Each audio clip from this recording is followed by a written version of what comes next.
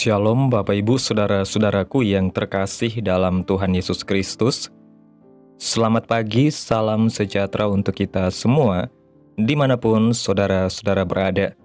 Selamat datang kembali di Renungan Kristen pagi hari ini. Kiranya saudara semua dalam keadaan sehat selalu, dan semoga damai dan sukacita oleh Roh Kudus melimpah dalam hati dan kehidupan saudara semua. Sebelum kita mendengarkan renungan firman Tuhan pada pagi hari ini, mari terlebih dahulu kita berdoa. Terima kasih ya Tuhan Yesus yang baik, Engkau Allah yang kudus, Engkau Bapa di dalam kerajaan sorga, Bapa yang kami sembah dan kami agungkan. Terpujilah Engkau Tuhan. Kami mengucap syukur ya Tuhan, oleh karena anugerah-Mu di sepanjang hidup kami, hingga pada hari ini, kami boleh ada sebagaimana kami ada, semua karena berkat dan anugerah Tuhan dalam kehidupan kami. Pada pagi hari ini ya Tuhan, kami akan mendengarkan kebenaran firman-Mu. Berfirmanlah ya Tuhan, jamah hati kami, berikan kami pengertian untuk dapat memahami setiap firman-Mu, dan ajar kami untuk dapat melakukan firman-Mu di sepanjang kehidupan kami. Berfirmanlah ya Tuhan, kami sudah siap mendengarkan firman-Mu. Di dalam nama Tuhan Yesus Kristus kami berdoa. Amin. Bapak Ibu Saudaraku yang terkasih, ayat renungan kita pada pagi hari ini terdapat dalam Injil Matius pasal 6 ayat 31 sampai 33 yang berkata demikian. Sebab itu, janganlah kamu khawatir dan berkata, apakah yang akan kami makan? Apakah yang akan kami minum? Apakah yang akan kami pakai? Semua itu dicari bangsa-bangsa yang tidak mengenal Allah. Akan tetapi Bapamu yang di sorga tahu bahwa kamu memerlukan semuanya itu. Tetapi carilah dahulu kerajaan Allah dan kebenarannya, maka semuanya itu akan ditambahkan kepadamu. Bapak Ibu Saudaraku yang diberkati Tuhan, yang membuat kita semakin terpuruk bukan karena persoalan yang terjadi, namun karena kekhawatiran kita. Jangan biarkan rasa khawatir membuat kita menjadi ketakutan. Jangan hidup dalam ikatan kekhawatiran. Makan, minum, pakaian adalah kebutuhan sehari-hari kita. Tuhan sedang menekankan jangan khawatir tentang hari ini. Jangan kita hidup seperti orang yang tidak mengenal Allah, karena kita adalah umat yang sudah ditebus oleh darah Yesus. Kebutuhan dan keperluan kita terpenuhi, asal kita memprioritaskan kerajaan Allah dan kebenarannya.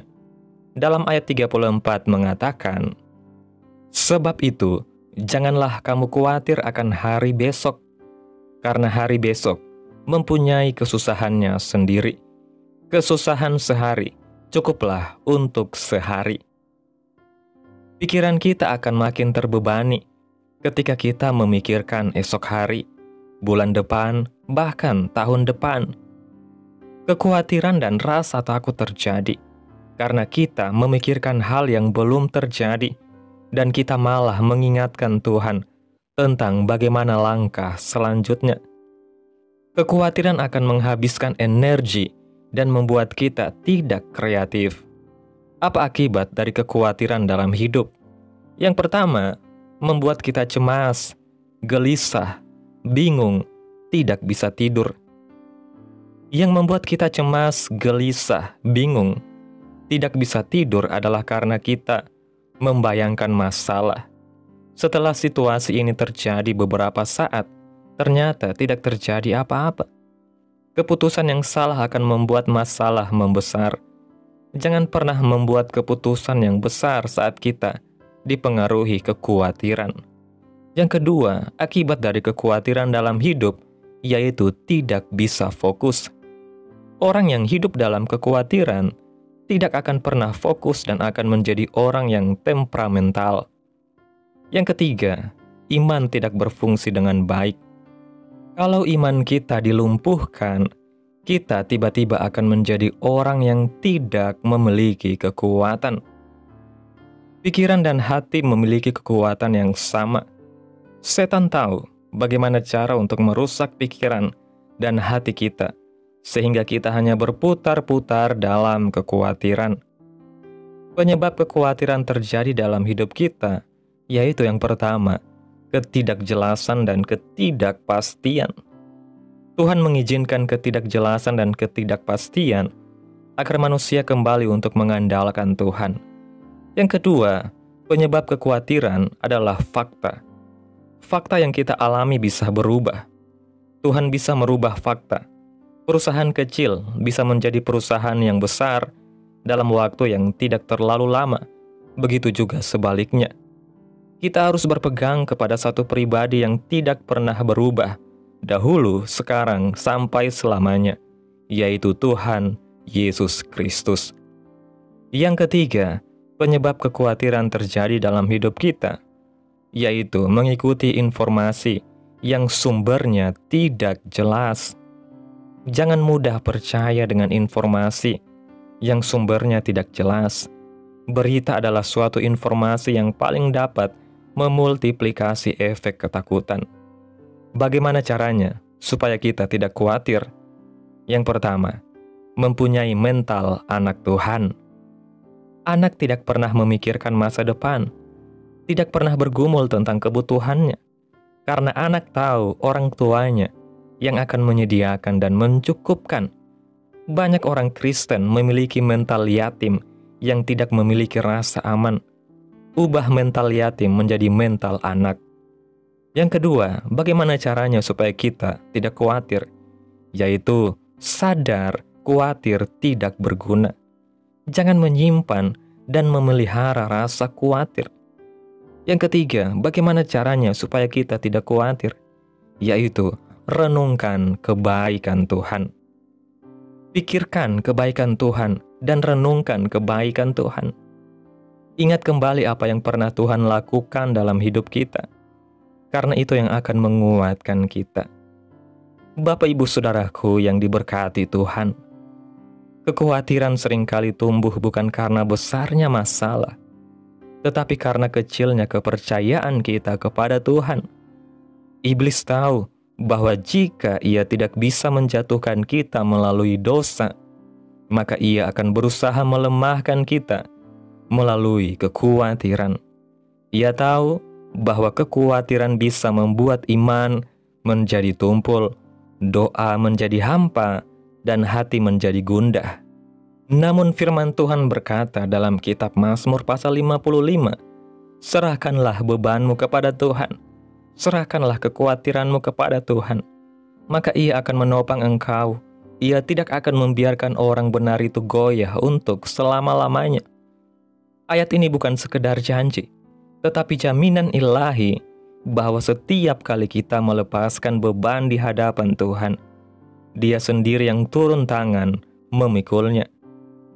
Seringkali kita berdoa dan menyerahkan kekhawatiran kita kepada Tuhan, tetapi kemudian kita mengambilnya kembali dengan pikiran kita sendiri.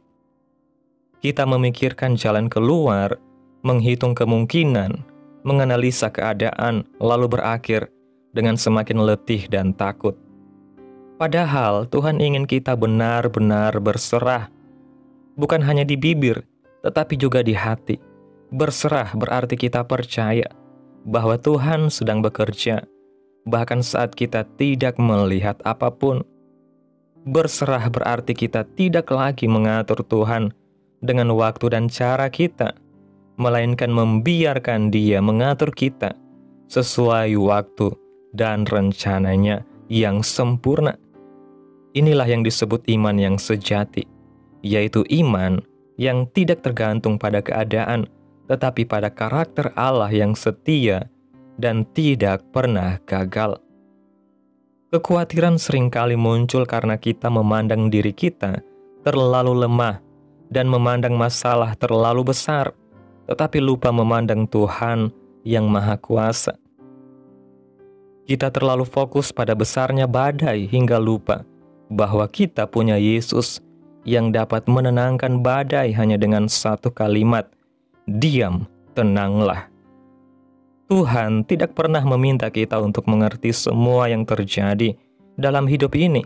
Dia hanya meminta kita untuk percaya bahwa Dia sedang mengerjakannya dengan tujuan yang baik. Kita seringkali mengeluh karena belum melihat hasilnya. Padahal Tuhan sedang bekerja di balik layar, mengatur setiap detail hidup kita, agar semuanya berujung pada kebaikan. Ingatlah bahwa setiap penundaan Tuhan bukanlah penolakan, tetapi bagian dari rencana pematangan iman kita. Ketika Tuhan menunda jawaban doa, sesungguhnya Ia sedang menyiapkan hati kita agar siap menerima berkat yang lebih besar dari yang kita minta. Ketika Tuhan mengizinkan kita menunggu, sesungguhnya Ia sedang melatih kesabaran dan kepercayaan kita kepadanya. Karena itu, jangan biarkan kekhawatiran membuat kita kehilangan sukacita rohani. Jangan biarkan ketakutan menggerogoti iman kita yang sudah ditebus dengan darah Kristus. Tataplah kepada Tuhan, sebab Dia tidak pernah berubah. Firman-Nya tetap ya dan amin, dari dulu, sekarang, sampai selama-lamanya. Dan selama kita masih berpegang kepada janji-Nya, tidak ada badai yang dapat menenggelamkan kita, sebab tangan Tuhan yang perkasa selalu menopang hidup kita. Kekhawatiran juga membuat banyak anak Tuhan kehilangan arah dan makna hidupnya. Mereka menjadi sibuk dengan ketakutan, padahal Tuhan mau agar kita sibuk dengan iman. Kita tidak diciptakan untuk hidup di bawah tekanan kekhawatiran, tetapi untuk hidup dalam kemerdekaan kasih Kristus. Kekhawatiran membuat mata kita tertuju pada kekurangan, sedangkan iman mengarahkan mata kita kepada Tuhan yang mencukupkan. Kekhawatiran membuat kita melihat masa depan dengan kegelapan, sedangkan iman membuat kita melihat masa depan dengan harapan. Kekhawatiran membuat kita kehilangan fokus untuk melayani, sedangkan iman menguatkan langkah kita untuk tetap setia sampai akhir. Karena itu, belajarlah untuk mengganti kekhawatiran dengan penyembahan. Saat kita mulai menaikkan pujian di tengah badai, kekuatan Allah akan mengalir, menenangkan hati kita. Pujian dan ucapan syukur bukanlah reaksi setelah berkat datang, tetapi senjata iman di tengah badai kehidupan. Saat kita memilih untuk bersyukur dan percaya, kuasa Tuhan akan turun, jalan keluar akan terbuka, dan damai sejahtera akan kembali memenuhi hati kita. Sebab Tuhan tidak pernah gagal menjaga orang yang berharap kepadanya. Jangan menyerah ketika jalan tampak buntu. Disitulah Tuhan akan menunjukkan mujizat-Nya. Jangan berhenti berdoa ketika jawaban belum datang. Disitulah Tuhan sedang menumbuhkan iman kita. Dan jangan takut menghadapi masa depan, sebab masa depan kita ada dalam genggaman tangan Tuhan yang penuh kasih. Amin. Tuhan Yesus memberkati. Demikianlah renungan firman Tuhan pada pagi hari ini. Biarlah menjadi berkat bagi kita semua dan dapat kita lakukan dalam setiap kehidupan kita. Pada pagi hari ini, sebelum kita memulai segala aktivitas kita di hari ini, mari kita berdoa. Terima kasih Bapa yang baik, Engkau Allah yang kudus dan kekal, Bapa di dalam kerajaan sorga, Bapa yang kami tinggikan dan kami agungkan, hanya di dalam nama Tuhan, Yesus Kristus. Kami bersyukur ya Tuhan, atas pertolongan-Mu dan penyertaan-Mu, serta atas berkat-Mu dalam hidup kami. Kami berbahagia dan bersyukur atas kebaikan Tuhan dalam hidup kami. Tak berkesudahan kasih setia-Mu Tuhan, tak habis-habisnya rahmat-Mu. Selalu baru tiap pagi, besar kesetiaan-Mu Tuhan dalam hidup kami. Terima kasih Tuhan Yesus buat firman-Mu pada pagi hari ini. Kami bersyukur untuk firman-Mu yang begitu indah datang kepada kami pada hari ini. Kami mengakui bahwa seringkali kami masih dikuasai oleh kekhawatiran dan ketakutan. Kami sering lupa bahwa Engkaulah Allah yang memegang kendali atas seluruh kehidupan kami. Kami mohon ampun ya Tuhan, karena terlalu sering kami memandang besarnya masalah dan melupakan kebesaran-Mu.